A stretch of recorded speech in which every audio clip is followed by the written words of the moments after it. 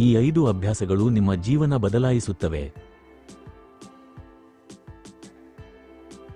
ನೀವು ಯಶಸ್ಸು ಬಯಸುತ್ತೀರಾ, ಆದರೆ ಜೀವನದಲ್ಲಿ ಏನೂ ಬದಲಾಗ್ತಿಲ್ಲ ಅಂತ ಅನಿಸುತ್ತಿದೆಯಾ?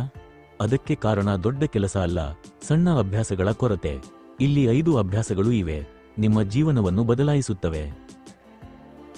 ನೀವಿನ್ನೂ ನಮ್ಮ ಚಾನೆಲ್ಗೆ ಸಬ್ಸ್ಕ್ರೈಬ್ ಆಗಿಲ್ಲ ಅಂದಿದ್ರೆ ಈ ಕೂಡಲೇ ಸಬ್ಸ್ಕ್ರೈಬ್ ಆಗಿ ಹಾಗೂ ಪಕ್ಕದಲ್ಲಿರುವ ಬೆಲ್ ಐಕಾನ್ ಮರೆಯದೆ ಕ್ಲಿಕ್ ಮಾಡಿ. ಮೊದಲ ಅಭ್ಯಾಸ, ಮೌನ. ದಿನದ ಮೊದಲ 10 ನಿಮಿಷಗಳು ನಿಮ್ಮದೇ ಸಮಯ, ಫೋನ್ ಬೇಡ, ಮಾತು ಬೇಡ, ಕೇವಲ ಮೌನ.